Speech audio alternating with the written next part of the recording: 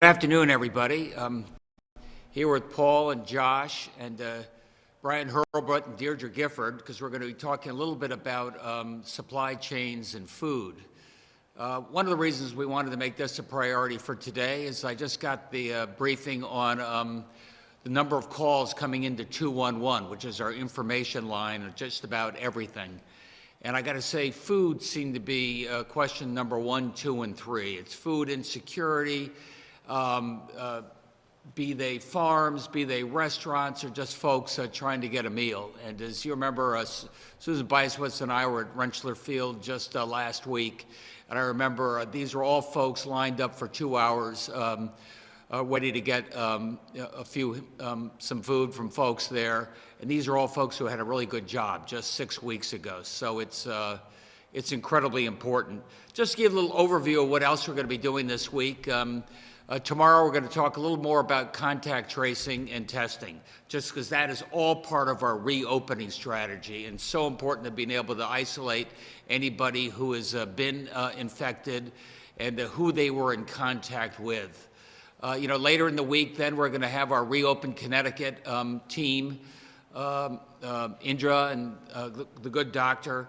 And there we're going to start laying out a strategy between now and May 20th and then after May 20th and what we can open on a very methodical basis.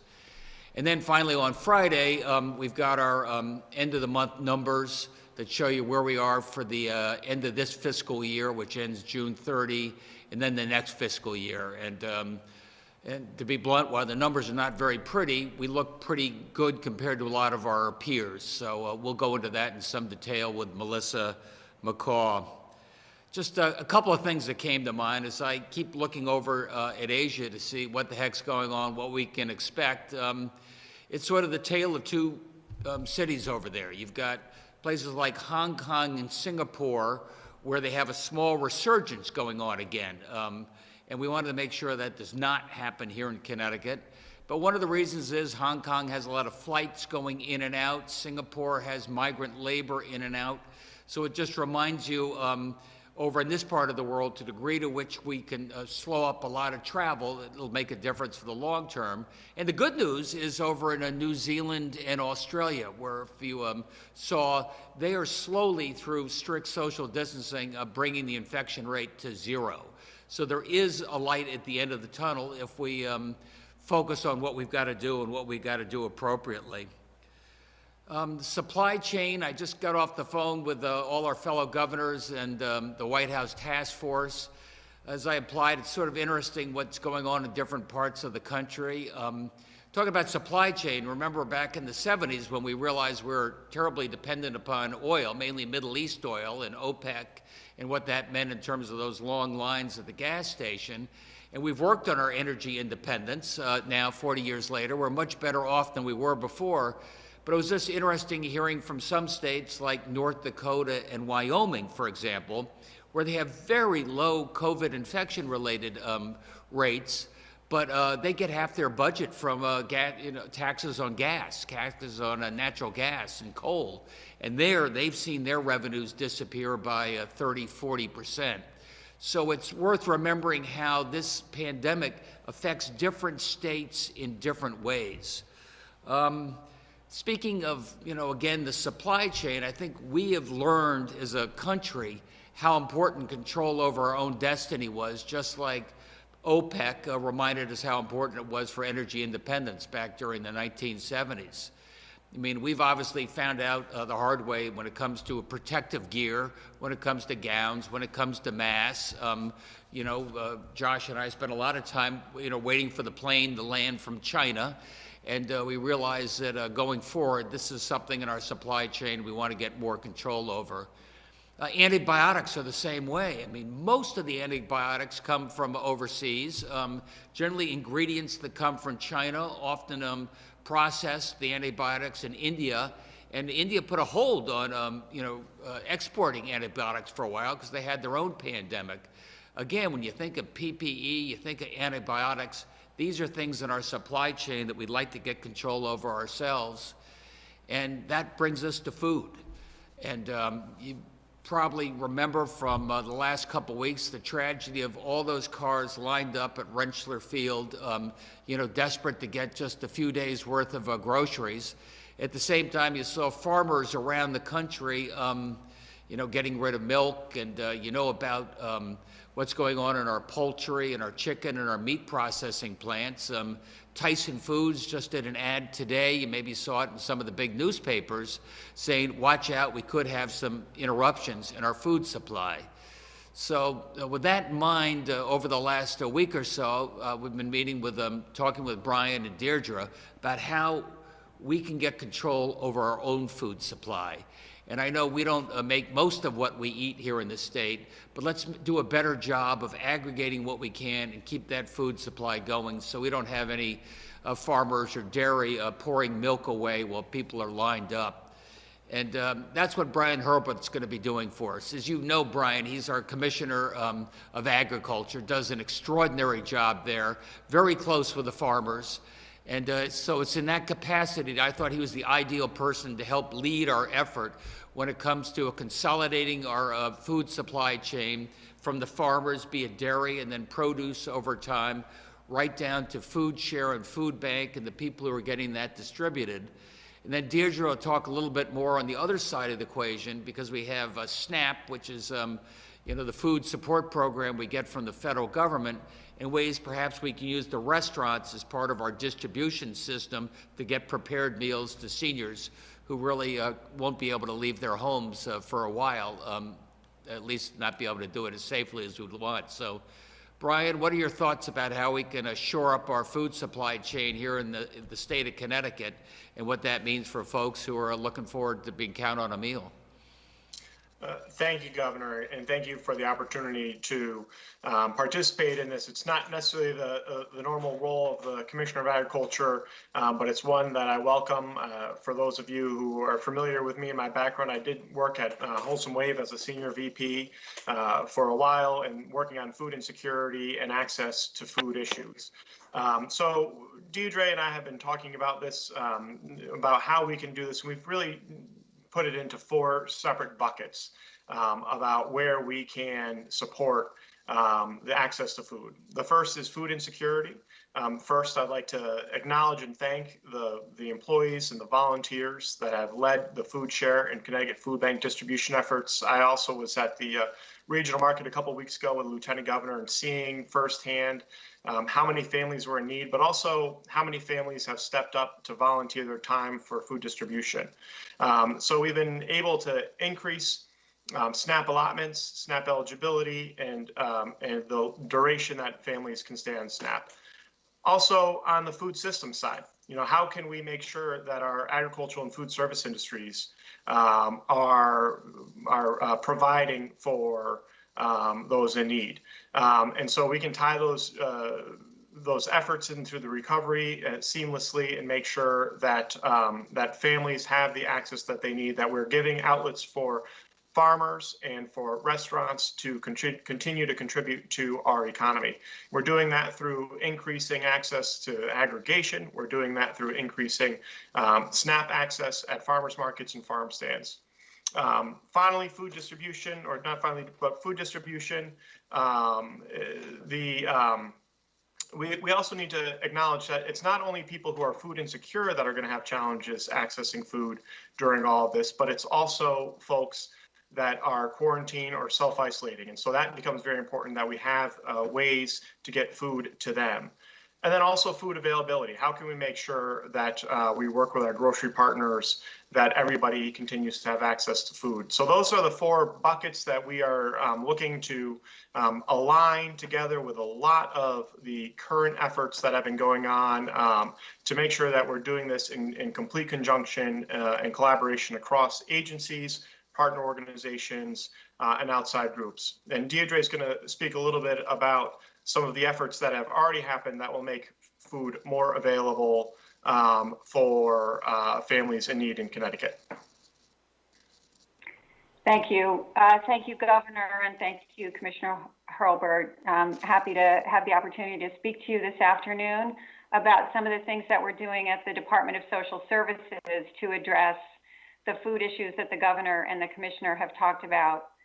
I want to start by acknowledging that we understand that this is a difficult time for many families because of the impacts of the pandemic, and that food insecurity is a problem, and in some cases, a problem for the first time for many families.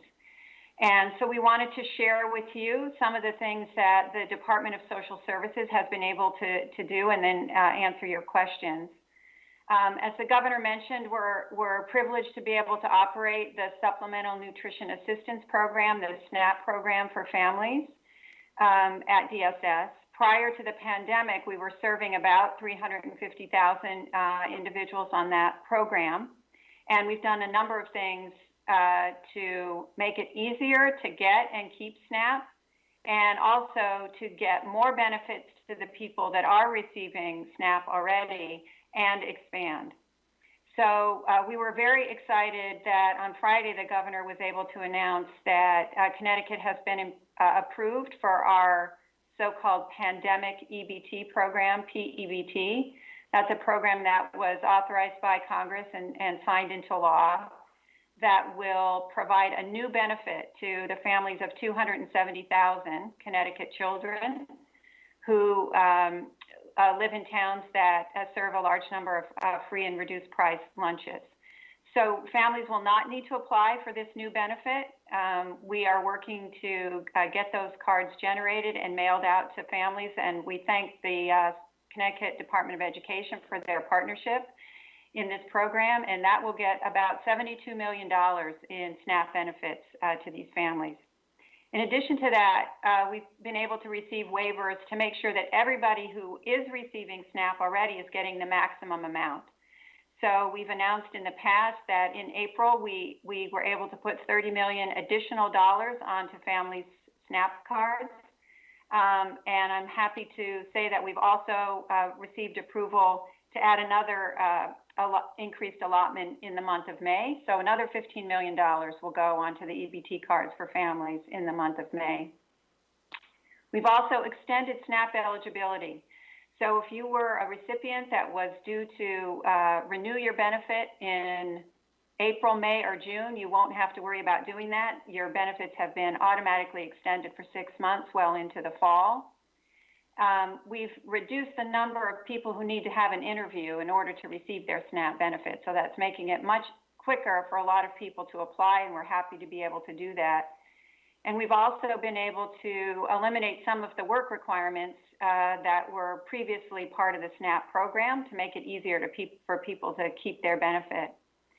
And finally, something that DSS has received a lot of questions about, just to let you know that we are planning for online access to food with SNAP benefits. That has been something that wasn't previously available to Connecticut families, but we're working with our partners at the USDA to be able to allow families with an EBT card to purchase food online and have it delivered or picked up.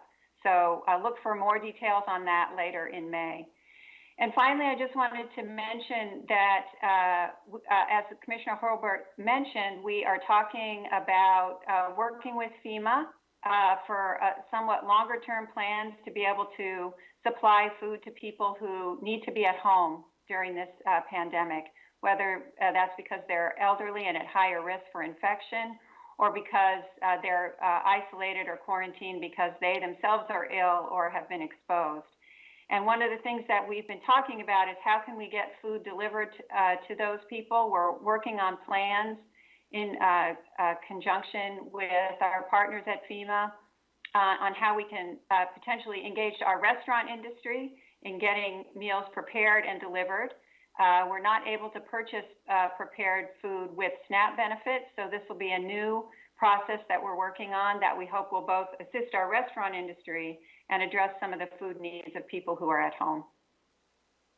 Hey, well, thank you, Deirdre and Brian. I mean, it's amazing what you're doing, not only feeding folks who are hungry and suddenly realized how insecure they were, but also doing what you can to help our farmers and doing what you can to help our restaurants. And Before we take questions, let me just give you a quick update on where we are over the last few days, and in particular today.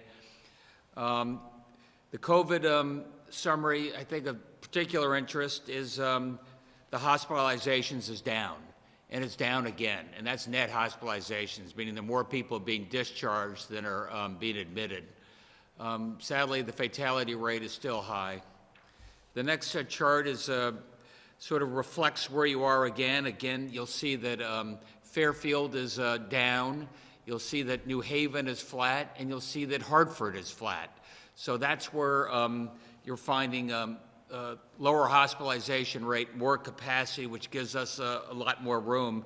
And I always care about admissions because a lot of these hospitalization numbers sort of reflect not just how many people are going in, but how many are going out. And yet new hospitalization sort of reflects perhaps more what's going on out there. And while there were 162 new admissions to our hospitals yesterday, that's down quite a bit, about 25% over the last day. Those numbers are lumpy, Josh reminds me, but hopefully there's a trend going on there. That next chart is really key because this just gives you an idea of what the 3-day moving average is. And this is really important because, as you know, the White House task force has said 14 days of declining hospitalization is an indicator that you're able to move into a space where perhaps you can start thinking about opening some things up on a limited basis. 28 days gives you a lot more flexibility. I think their recommendations, their guidance is pretty good. So you'll see, based on this, it's not a straight line, but we're about 7 days into this down slope. And that means another 7 to 10 days, I think we can start making some announcements about places that we can go and places that can be opened. With that, Max, I'm happy to take any questions. And again, Brian and Deirdre are here as well as Paul and Josh. We'll start with the Connecticut Mirror. Yes, Governor, today, Dr. Kumar at Hartford Healthcare talked about preparing people for a long haul regarding social distancing. So can you put into context what people should expect over the summer and fall as you ease these restrictions if these numbers indeed hold up? Well, this is why I have a task force of business and scientific folks who are looking at this every day. You know, my estimation is we're going to open up those things which you can do safely, those things where you can social distance. You know, maybe that's going to be, you know, the rest. We didn't close most of our retail. We didn't close much of it at all, except for the fact that a lot of it we made for pickups. So maybe we'll find over time those pickup places you can go in as long as you have a mask and the appropriate social distancing. As you know, when it came to manufacturing, it came to big outdoor construction, we never changed that. As you move on into the summer, obviously, with warmer weather, maybe you'll find that restaurants, outdoor eating is something that we can find we can do relatively safely, but perhaps an indoor crowded bar is something we can't figure out how to do safely in the near term. And one of the things the task force is doing, Paz, is they were asking all the folks in industry, what are their best ideas in terms of how they can provide services safely? That gives you an idea, I think, of how you start, you know, moving into the summer, and we slowly get back to a new normal. People are going to jump on your phrasing there of what might happen in 7 to 10 days. So I want to ask, the hospitalization trend is clear enough to follow, but when you look at the CDC guidelines about trajectories of caseloads, it's a little fuzzier, at least to me.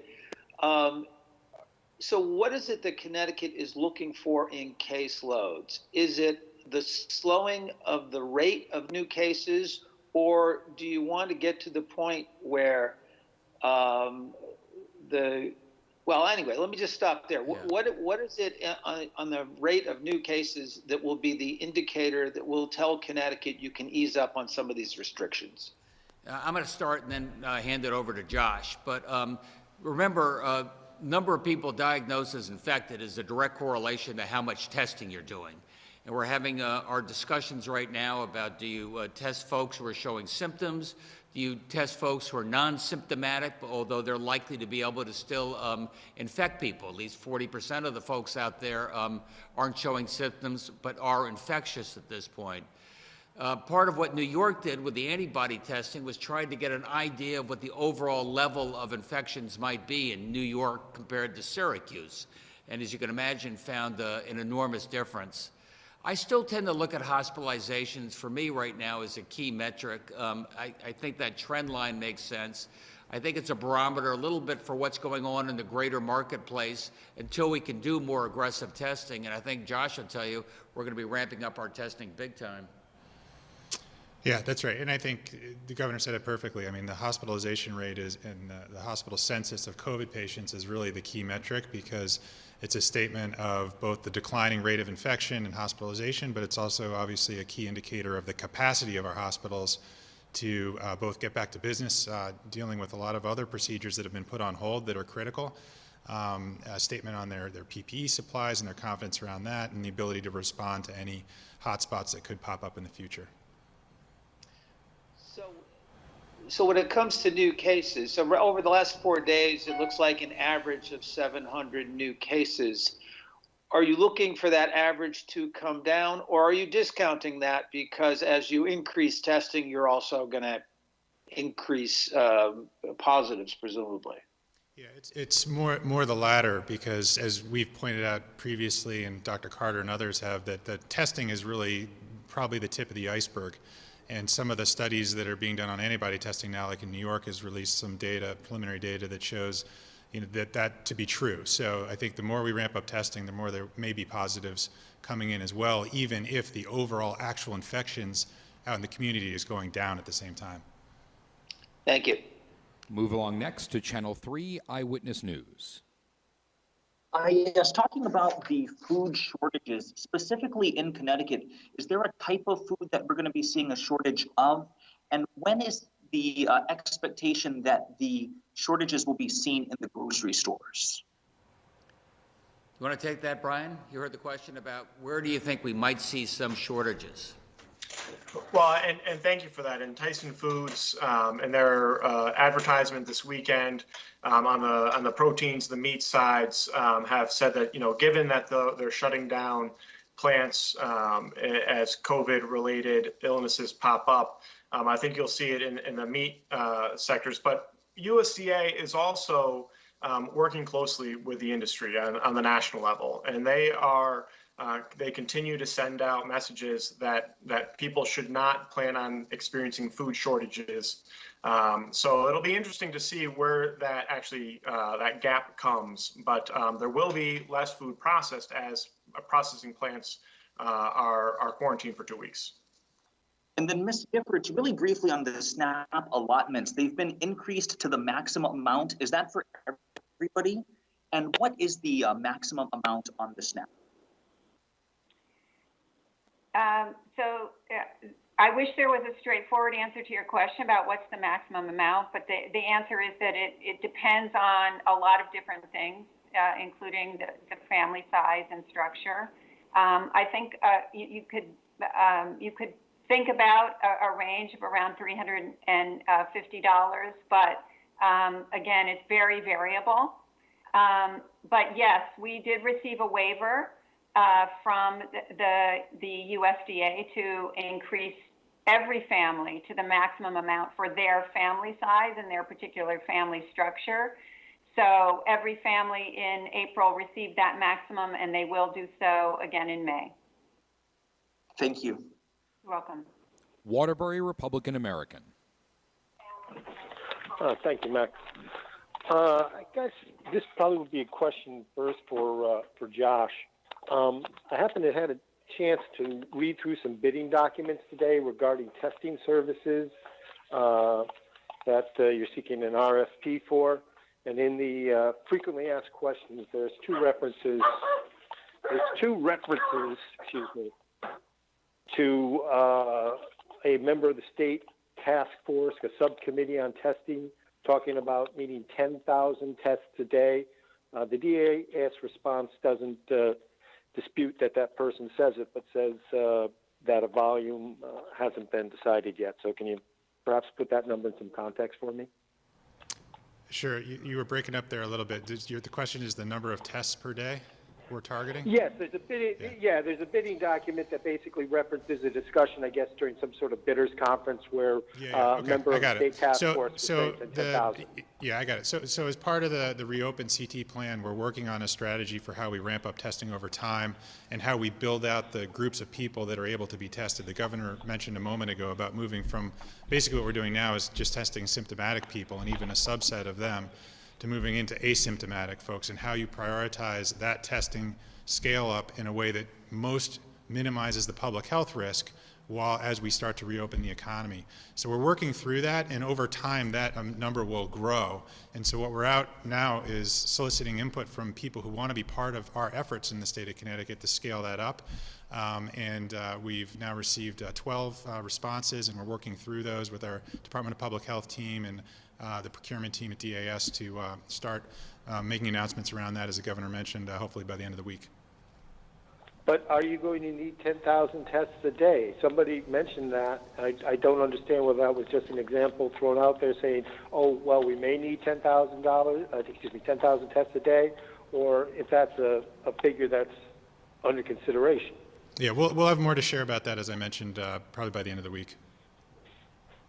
Okay, and then the Commissioner Gift, you said the EBT in something about May, maybe SNAP recipients will be able to order groceries online? Yes, that's correct. We don't, just to be clear, we don't have approval yet for that. We're working with our partners at the USDA and Food and Nutrition Service, and we're also working with our vendors and the online delivery services that will need to work with us. But we are anticipating being able to do this by the end of May. And Governor, real quick, just you said in a week to 10 days you'll be able to make some sort of decisions regarding openings? Yeah, very preliminary decisions, but yes, we're going to have more information at that point. And Paul, that's if we can maintain this declining hospitalization rate, that's the 2-week window that gives us at least some flexibilities for some early decision making there. Okay, thanks very much. Move along next to NBC Connecticut. Yes, hi, Governor. Some parents are proposing a volunteer-run graduation ceremony on the same day at each high school athletic field across the state. They're asking basically for one day, a 5-hour reprieve from group gatherings. Your thoughts on that? I haven't heard about that. It seems like an interesting idea. We frown on big mass gatherings, but you described something that may be an ingenious way to allow some young people to have a nice end to their senior year of high school. So let me think about that. And talking about having control over our own food supply, are we working with other states in our region on this as well, maybe sharing resources? That's a really good question. I don't know whether, Brian, you were on that. It has not come up in any of our regional governors' discussions yet, in part, I think, because we all tend to make more or less the same thing. Brian, did you hear that question? Yeah, we are, and there's an ongoing commitment, food institutions for New England, about how to increase food production and capacity. This has, been going on for about a decade and will continue going on for many more years. So those conversations are taking place, not necessarily COVID related, but they would certainly benefit the pandemic we're in. And regarding about the 7 days into that downslope of hospitalizations, and if there's another 7 days, may start looking into some easing of restrictions. Can you talk a little bit about any specifics that you would think about as far as flexibilities? I know that would be well before the May 20th date of when the Reopen Connecticut plan would come out. Let me wait and let the task force. They're going to be here on Thursday. They're going to run those numbers. They're going to see what the risk benefit is, and I think they'll have some specific ideas. Okay, thank you. The Day of New London.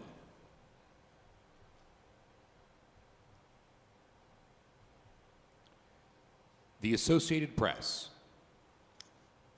Good afternoon, Governor. Hey, Sue. I'm not sure if you addressed this already, but I understand on the call today with the president, it was suggested that states for testing, I'm bringing that up again, that at least 2.6% of the population each month be tested. And I also understand that the president had suggested that some states move to reopen their schools before the end of the academic year. Are either of those two things feasible, do you think, in Connecticut? They were certainly talking about the idea of providing us the reagents, swabs, and everything we need to test at least 2% of our people, on a daily basis. And that was, I thought that was welcome news.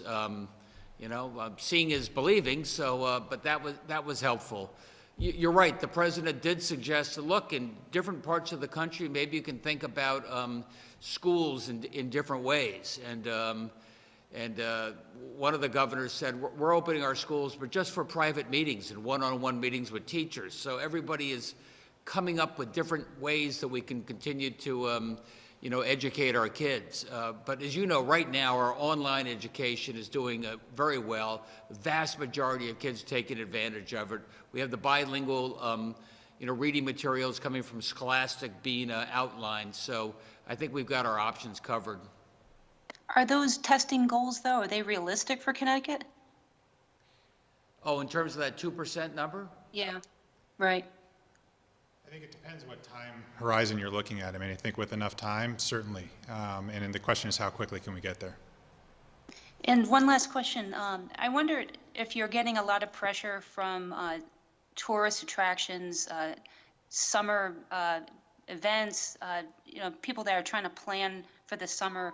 What do you tell them, and who will ultimately make those decisions? Will that be the state, or will some of those decisions be made on a localized basis of what opens, what doesn't this summer? Well, again, the task force will give us the best ideas in terms of big events. Let's say we had one on Saturday. We had pretty warm weather, and our beaches were busy, and our parks were busy. And Katie Dykes, our commissioner, had to cut off parking at those locations. I think Hammonasset and Sherwood Island and Westport, each at about midday, 1 o'clock in the afternoon. So we're going to be fairly strict on a statewide basis in terms of how we do events like that. But as you know, we never closed those facilities down, and I'm pleased that Rhode Island, I believe New York, are going to be opening up their beaches and parks, and that may take a little bit of pressure off of us. But you've got other tourist attractions too. I mean, you have not besides beaches. There's the aquarium, the casinos. Are you getting a lot of pressure to try to get those reopened? I wouldn't say pressure, Sue, but people are looking for clarity. They said, what are you thinking when it comes to the aquarium? And if I can come up with a strategy, Governor, where I can keep people socially distanced, we can limit the number of people coming in, would you allow us to think about reopening? And the answer to that is yes. We're getting the best ideas from the people who are absolutely impacted by that. Okay, thank you, sir. Fox 61.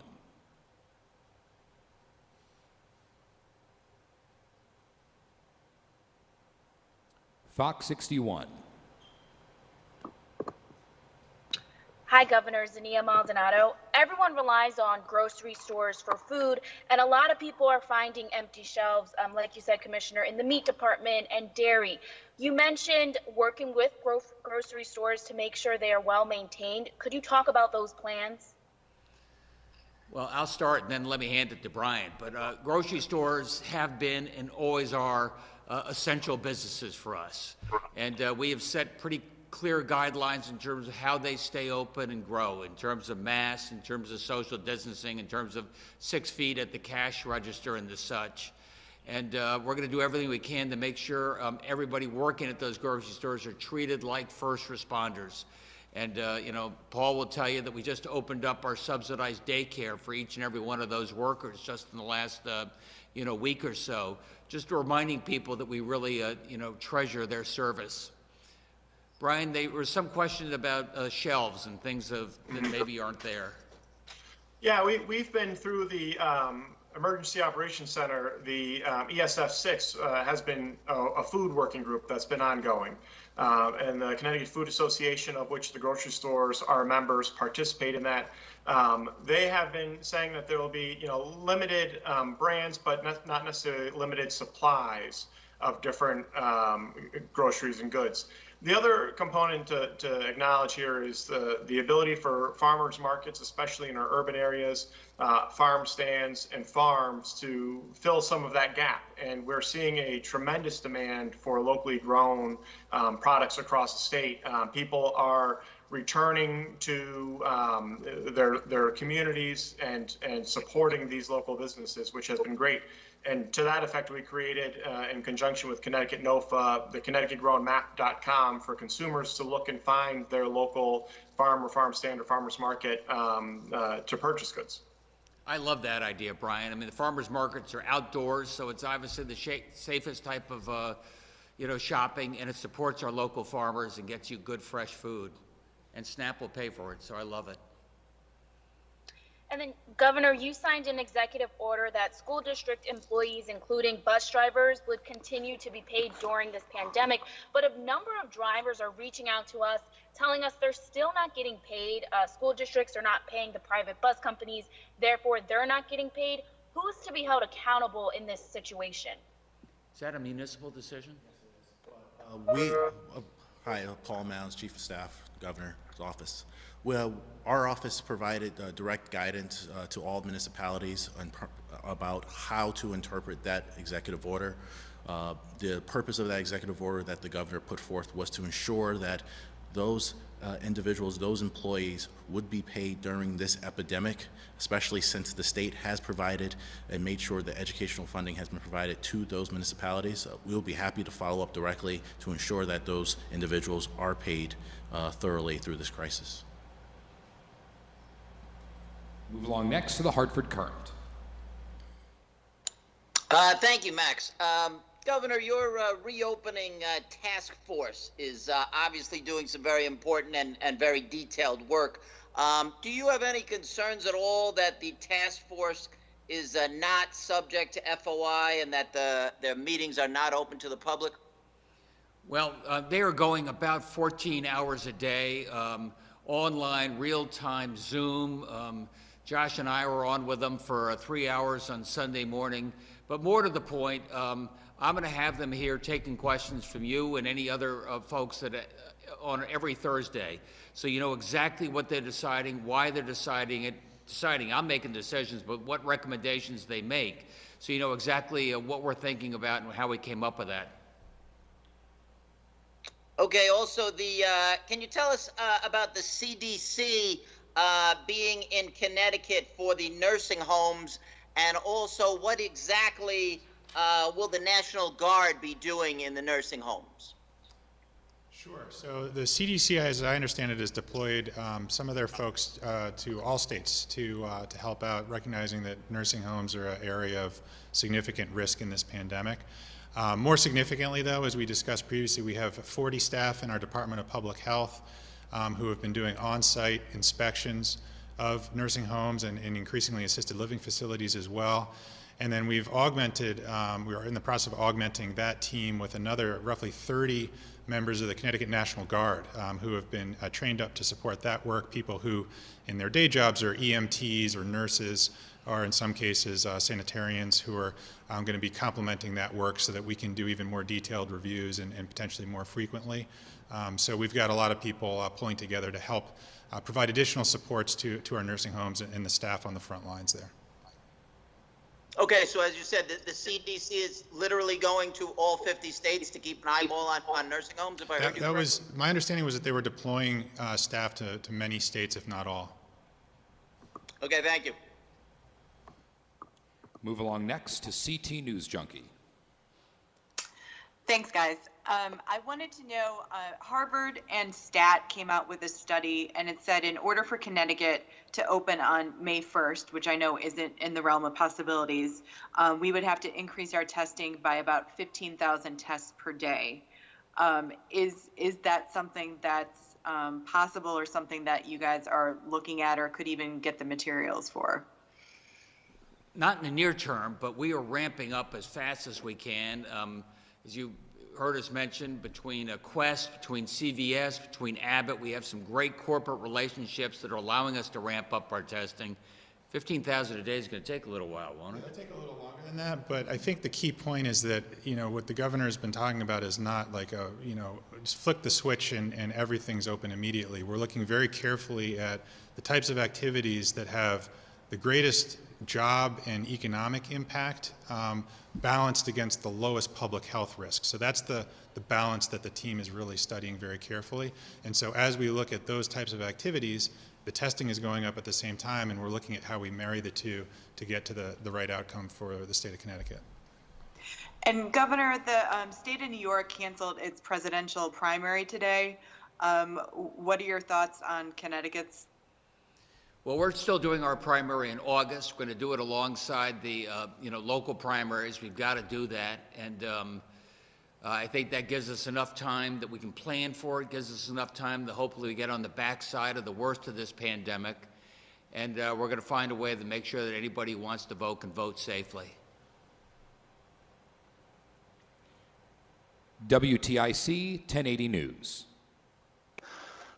Hi, Mr. Governor. As you know, Saturday was a Chamber of Commerce type day, and all the parks were slammed according to state DEP. They said all the parking lots had to be closed. Any social distancing concerns from that? People want to get outside, and yet if there's so many people in a park, they might be too close together, I guess. Well, we're being pretty strict about the parks, but I wanted to keep them open. I wanted to keep our beaches open. I want people to have a chance, if they do it in an appropriate way, to be able to go outside and enjoy the warm weather. And even if I said you can't do it, then everybody would jam someplace else in a sidewalk or something. I've talked to some of the mayors with traffic down by 50%. If you have a warm Saturday, maybe you want to close some of the roads in downtown New Haven or Hartford and make those available for pedestrians as well, so people can get outside safely and have some distance. Speaking of roads, before things open and traffic comes back, can you get more crews maybe out early to start doing some of the infrastructure work you've been wanting to do since there's not a lot of cars out there? Yeah, no, that's a really good question. Joe Giletti has pointed out that we're able to repair that road, state of good repair, in 30% less time at 30% less cost, in part because you can, close down a lane where before that would create a real traffic congestion. The inverse of that, I hate to tell you, is that with the collapse in energy prices, there's also a collapse in the amount of gas tax revenues we go to help pay for our transportation. So we're making do with what we got. News 8.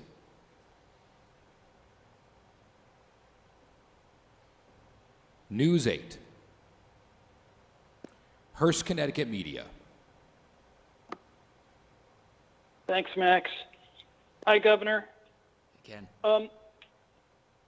Hey, Paul. So, how much of the reopening council meetings are going to be open to the public? It sounds like our only look at it is going to be on Thursdays in the older Probst room.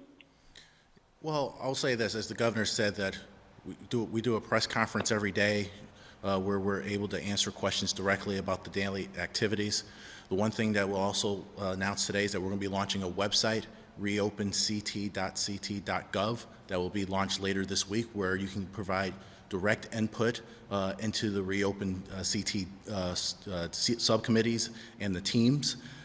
In addition, like I said, we're going to make sure that this is a process that involves all of Connecticut. And so that website will provide that opportunity every day. The governor, along with various members of his team and his cabinet, are here to answer questions directly. And we're just going to make sure that we're going to be responsive to the people of Connecticut, to legislators, and anyone else as well. And Josh, do you have any data on cases and or deaths in assisted living facilities at this point? We're working on pulling that together, and we hope to be able to release that for the first time in our large data package on Thursday. And the last question, Governor, the Connecticut Conference of Municipalities joined a coalition to try to get more federal money for towns and cities, and it sounds like they're available for any money that you want to give them. Have you contemplated this notion? Well, I certainly welcome them, putting their might behind lobbying to make sure that the states and localities get some federal support, because right now the feds pay us back for any out-of-pocket COVID-related expenses, but the other 90% of our shortfall, and I think you're going to find in our municipalities as well, is related to a loss of revenue. And as I mentioned, when it came to North Dakota and Wyoming, Mitch McConnell would have you believe these are just profligate blue states, and they shouldn't reward their indolence. But you're going to find that a lot of states are impacted in different ways. For example, those that have a lot of energy have been impacted even more dramatically than we have.